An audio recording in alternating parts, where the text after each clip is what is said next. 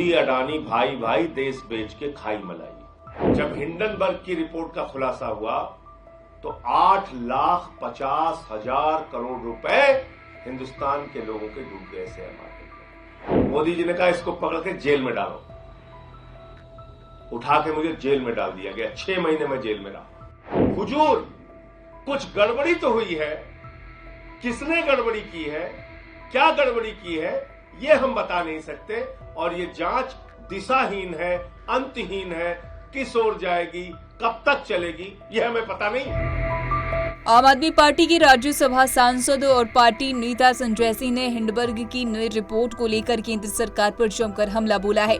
उन्होंने कहा है कि अडानी ने फर्जी तरीके से कंपनियां खड़ी कर अपने शेयर बढ़ाए थे। लोगों ने इनकी कंपनी में पैसा लगाया और बाद में इनकी कंपनियों के शेयर गिर गए और 850,000 करोड़ रुपए लोगों के डूब गए। इसको लेकर क्या कुछ कह रहे हैं आम आदमी पार्टी के नेता संजय सिंह, आइए आपको सुनाते हैं। अडानी के भ्रष्टाचार को उजागर करने की सजा मुझे 6 महीने जेल के रूप में मिली। और आपको याद होगा कि देश की संसद में मैंने नारा लगाया था प्रधानमंत्री जी के सामने कि मोदी अडानी भाई भाई देश बेच के खाई मलाई। क्योंकि 18 महीने पहले हिंडनबर्ग की एक रिपोर्ट आई जिससे पूरा देश और पूरी दुनिया अचंभित रह गए। वो रिपोर्ट क्या कह रही थी? वो रिपोर्ट ये कह रही थी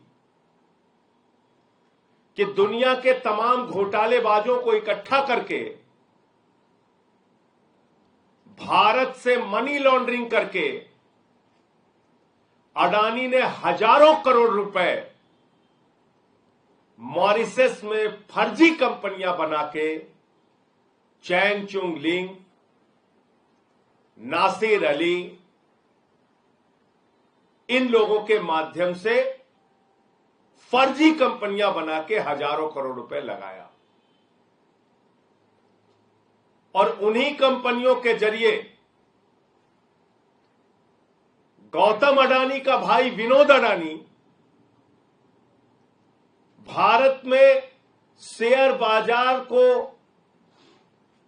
बढ़ाने के लिए, अपने कंपनियों के शेयर को बढ़ाने के लिए, अपने कंपनियों के शेयर को ओवर वैल्यू करने के लिए, यानी वास्तविक वैल्यू शेयर की उतनी नहीं है, उसमें फर्जी कंपनियां बना के विदेशों से पैसा लगाया गया और शेयर का दाम बढ़ाया गया। वास्तविक दाम शेयर का उतना नहीं है, लेकिन बाहर से फर्जी कंपनियां बना के विनोद अडानी के माध्यम से हजारों करोड़ रुपए हिंदुस्तान में अडानी की कंपनी में लगाया गया।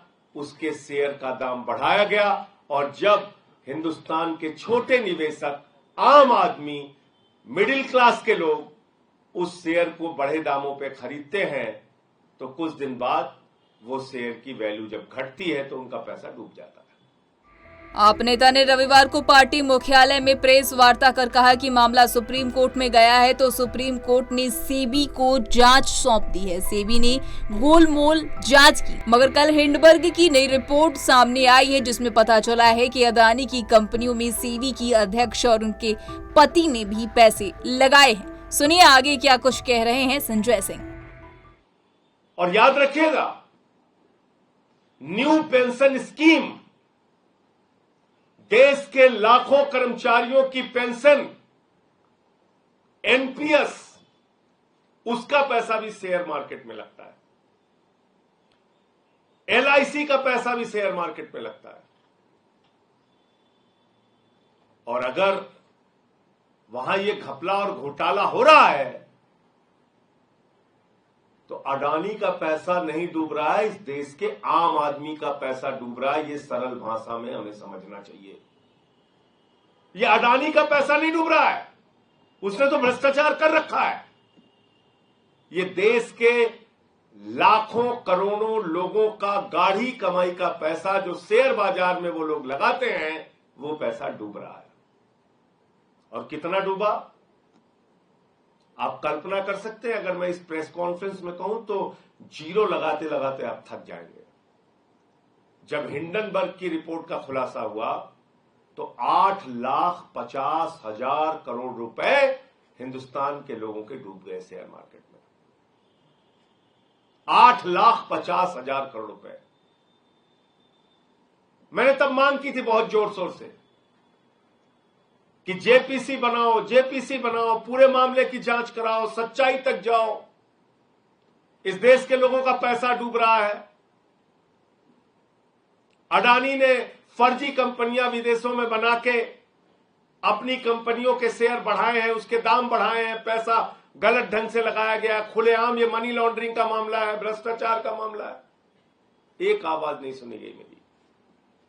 मोदी जी ने क्या किया? मोदी जी ने कहा इसको पकड़ के जेल में डालो। उठा के मुझे जेल में डाल दिया गया। 6 महीने में जेल में रहा। जुर्म यही था, मैं फिर दोहरा रहा हूं, वो नारा संसद में, मोदी अडानी भाई भाई, देश बेच के खाई मलाई। उन्होंने आरोप लगाया कि हिंडनबर्ग की नई रिपोर्ट की मोदी सरकार को भनक लग गई थी, जिसके बाद उन्होंने केंद्र सरकार पर पलटवार किया है। सुनिए क्या कुछ कह रहे हैं संजय सिंह। और आज क्या खुलासा हुआ है? माननीय सर्वोच्च न्यायालय में जब ये मामला गया, माननीय सर्वोच्च न्यायालय ने कहा इस पूरे प्रकरण की जांच सेबी करेगा। सेबी इस पूरे प्रकरण की जांच करेगा। सेबी ने अपनी जांच शुरू की। सेबी ने अपनी रिपोर्ट दाखिल की और 2023 के मई महीने में जो रिपोर्ट सेबी ने सुप्रीम कोर्ट में दाखिल की वो बड़ी हास्यास्पद है। आप सुनेंगे तो आपको मजाक लगेगा। सेबी सुप्रीम कोर्ट में कह रहा है कि हम ऐसे जुड़े 13 मामलों की जांच कर रहे हैं और ये कर रहे हैं, वो कर रहे हैं, और बाद में कह रहे हैं हमें पता नहीं है कि कहां तक ये जांच जाएगी। ये एक दिशाहीन जांच है। हुजूर कुछ गड़बड़ी तो हुई है, लेकिन हम बता नहीं सकते गड़बड़ी किसने की है। क्या कह रही है सीबी सुप्रीम कोर्ट में?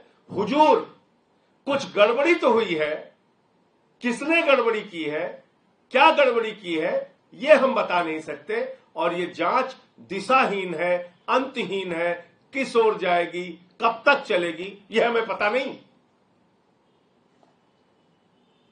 तो क्यों बोला सेबी ने ये? सेबी अध्यक्ष ने क्यों बोला ये? इसका खुलासा कल हिंडनबर्ग की नई रिपोर्ट में हुआ है।